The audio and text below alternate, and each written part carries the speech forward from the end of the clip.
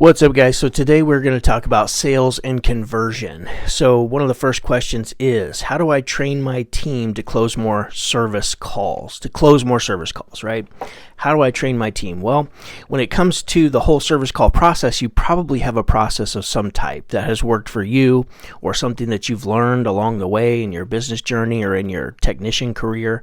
So in order to train anything, I love what Alex Hormozy says about this, which is like, to be good at service calls, right? What does that mean? Well, it's a collection of skills. And when you put all of that collection of skills together by building it one skill at a time, then you have an outcome of being really good at service calls. So think of like basketball. To be good at basketball, what does that mean? Well, it probably means that you're good at ball handling, maybe. Like you're good at dribbling, you're good at passing, you're definitely good at shooting. You might be good at free throws. You might have the physical capability to be faster than other people, or have that drive that makes you, outperform people. So there's all these different aspects of being good at basketball. It's the same way with being good at running service calls. So if you want to help your team become better at service calls, then you have to do it in a way that they can take and actually begin applying. So in order to do that, we want to chunk down all parts of the service call. So just off the top of my head, it might look like, okay, well, when we're on our way, what happens with the CRM? Do we have to click that I'm on my way?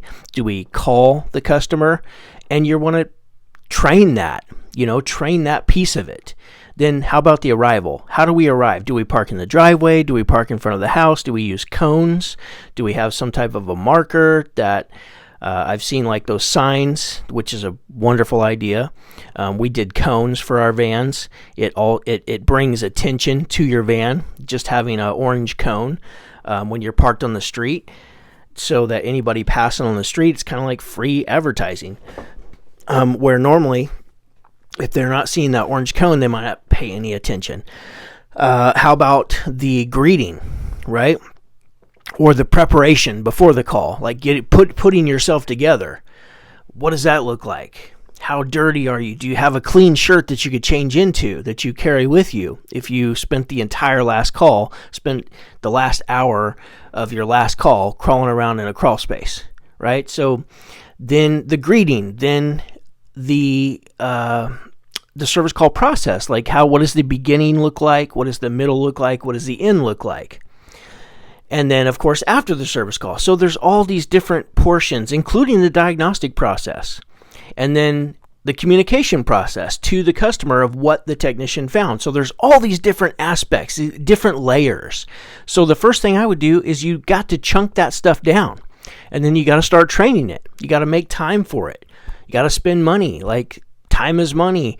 As far as like when everyone's at the office, not out there collecting money, then you're still paying them. But you got to spend that money. You got to spend that time. And then on top of that, it takes repetition. Not everybody's going to get it on the first try. It's going to take repetition after repetition after repetition. So chunk it down, start training it. Before you know it, you'll have a whole squad of badass technicians who can go out there and run this great service call, making sure that your customers are happy, making sure that you're still collecting those reviews. Like the review process is something I left out there, right? How do we collect reviews? We got to ask for them typically to get more than if you don't ask for them. So chunk it down, break it into small bite-sized chunks, and then start training it. It takes time. It doesn't happen just overnight. Next question, how can I increase my average ticket? I'm going to just keep this high level. I mean, the first thing we can do is just offer more. But the first thing that has to happen is you have to believe that it's beneficial for the customer. So we got to get over the psychological limiting beliefs that some of us have when it surrounds money. Like most people feel funny around the money. And we got to get over that. It's not about the money. It's about serving your customers. It's about finding anything that would help the system be more safe, more reliable, provide more comfort, increase the efficiency. As long as we're doing that, then we're making sure that we are serving our customers at the highest level. And we just provide offers. We're going to offer the things that we see as an expert that can help them enhance these things that we just talked about: the safety, reliability, efficiency, comfort. So that's the easy, quick answer: offer more. Like, you might not be offering enough. Another thing that you could do to increase your average ticket is just check on your pricing. Like, your pricing might not be covering. What we typically find when we work with people is that the installations, like if they didn't have installations happening at least occasionally, their business, they would have no business, because the service department loses so much money through inefficiencies, through not pricing their services properly, through callbacks, all these things, right? So fix your pricing, develop, you can use ours. That's what we teach. We teach people how to go through this process. So next thing, where am I? Sales and conversion. So what's the best way to create urgency without being pushy?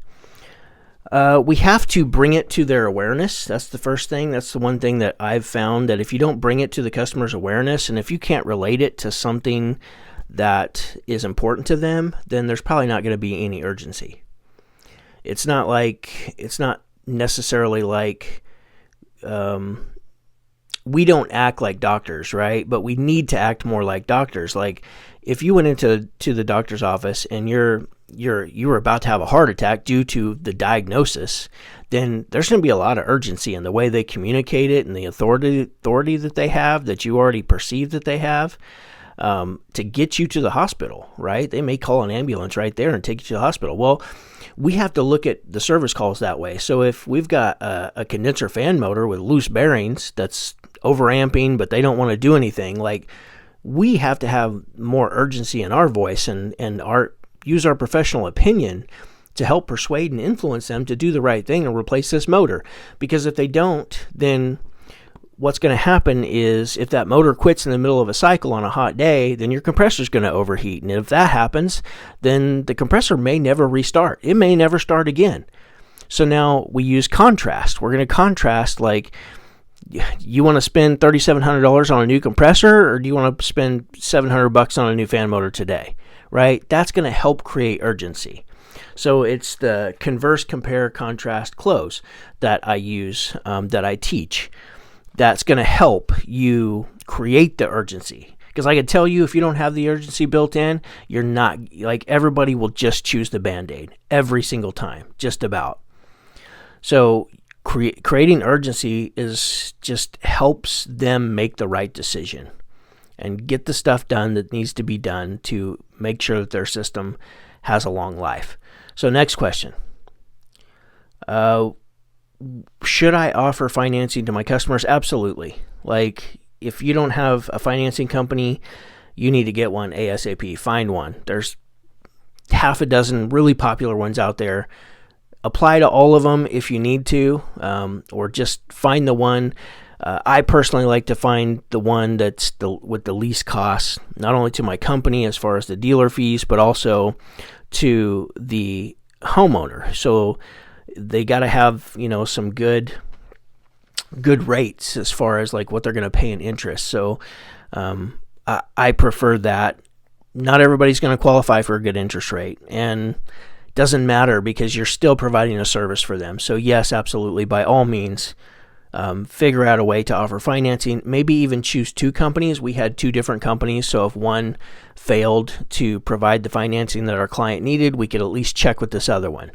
So there's a lot of companies that have that already have that built in. They've got the primary providers that lend money, and then they've got some other people who might lend money, maybe with a lower credit score. So just do your due diligence and find some way to offer financing, because that's going to help you increase sales.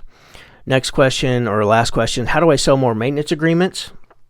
Well, the first thing I did in my business is I chunked down the whole process of selling a maintenance agreement, and that involved learning the benefits of a maintenance agreement along with the features, right? The features and benefits. So the benefits to the customer, the features of what our maintenance agreement provided, and having some bullet point knowledge. Like, people need some of the facts sometimes. What are the facts about the people who don't get their equipment maintained? There was an LSU study. I used that. I shared that with my clients so that they can start teaching their customers that, so that they can learn it themselves if they never learned it, because it helps us in our minds understand the importance of owning a maintenance agreement. Which brings me to the next thing is that if you're the business owner and you have multiple employees, you need to purchase a maintenance agreement from your company. Purchase that agreement. That shows that you value the agreement. So I highly recommend doing that. How do I sell more? We've got to ask more. We got to offer more. Back to the how do I want to increase my average ticket? How do I do that? Same thing. That's part of that. We got to start offering a maintenance agreement. To everybody who would be a great customer for a maintenance agreement customer, you should have that offer.